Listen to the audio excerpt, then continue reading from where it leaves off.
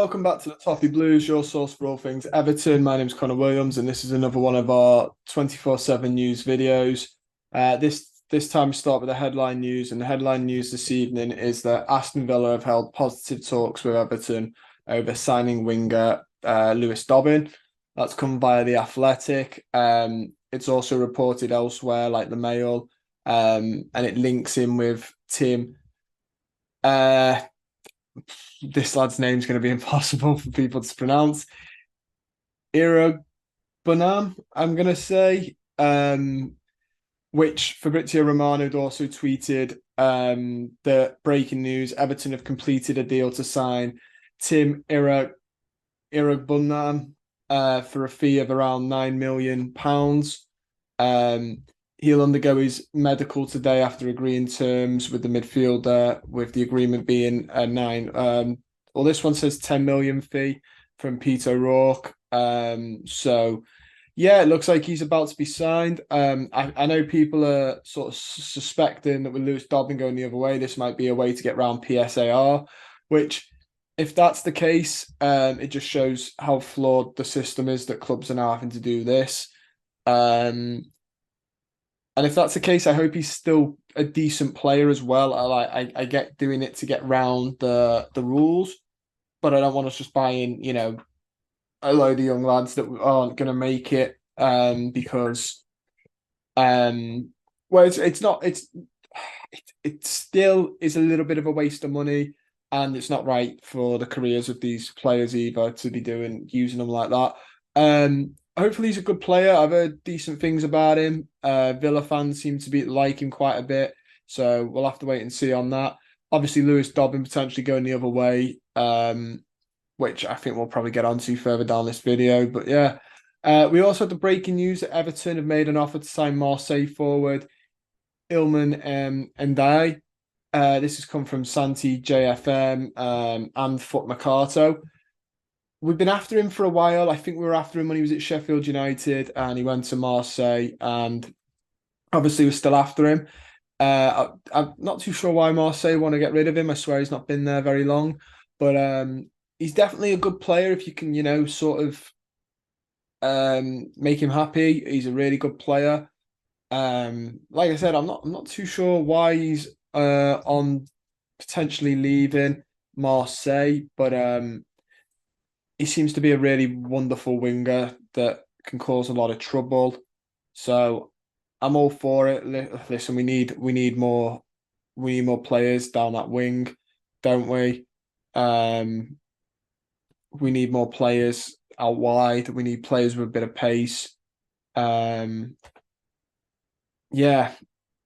Looking at it, I can't see much about why he's leaving Marseille. I just see that he's not had a great season there. Definitely one to watch. Maybe he's just wanted to leave Sheffield United, happier in England. We'll have to wait and see. We also have the Everton are one of a number of clubs interested in Rennes right back Lorenz Assignon. The French 22-year-old was at loan at Burnley last year. That was come from L'Equipe. Yeah, he looked okay. He looked okay at Burnley. Young player as well. The right back position at Everton really does need addressing. Seamus Coleman shouldn't still be our number one right back at the club at his age, nor should Ashley Young be getting games at 38. And for whatever reason, Patterson's just not clicking. So maybe we do need another right back. We also have that Leeds are prepared to allow Jack Harrison to join Everton again on loan if they agree to make it permanent next summer.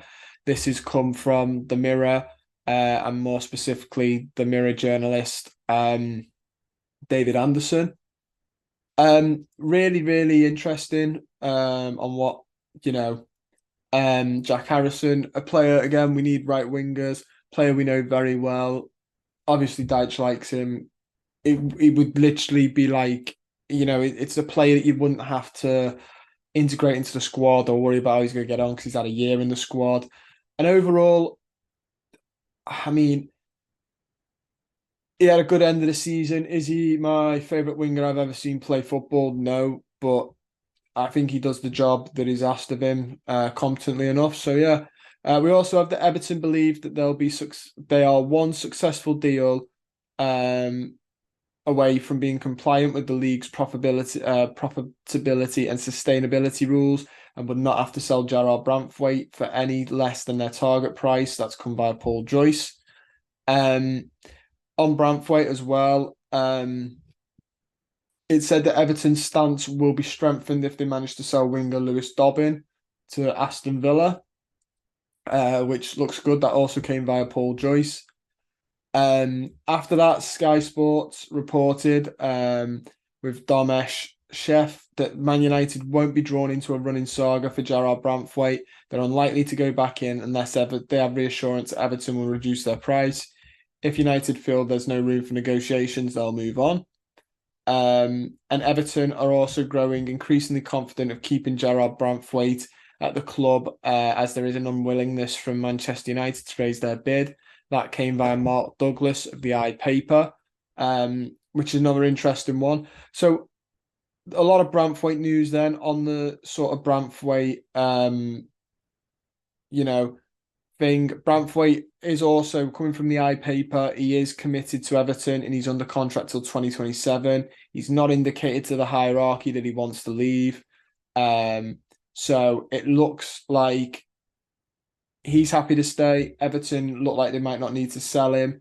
United have been trying to be a bit cheeky, in my opinion. I think Jim Ratcliffe, going on from trying to get taxpayers to pay for the stadium, has gone one step further and has now made his business, played his cards in terms of transfer business. He's now noticed that United have overpaid an awful lot in the last couple of years and wants to change that. You can't knock him for doing that. He will. It looks like his method is to undercut players and teams, which is a bit, ruthless, but I guess that's business. Unfortunately for him, if Everton are compliant, we don't need to sell him, and ruthlessly back, we're going to go, no, we're not selling him unless you meet our bid. And that's tough. That is tough then. They're the rules. You'll miss out on a good player. Everton get to keep him a year longer, maybe even sell him for bigger, and he might go to a better team next year. There's no reason why Man City might not look at him next year, or Real Madrid might not look at him next year, and he potentially goes to one of them. So if I was Branthwaite, I'd stick around as well. Everton have offered Wilfred Ndidi a contract. The Nigerian is a free agent with his Leicester contract ending, coming up to an end at the end of the month. Leicester do wish to extend his deal. Lyon and Marseille have also offered him a contract.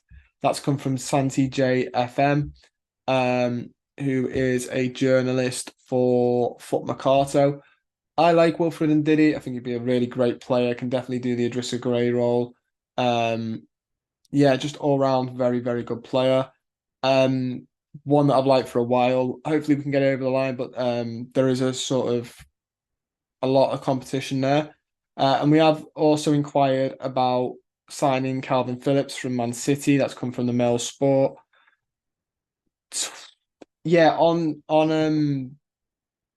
Calvin Phillips, I'm just not too sure. The City move hasn't gone well for him. The West Ham move didn't go well for him.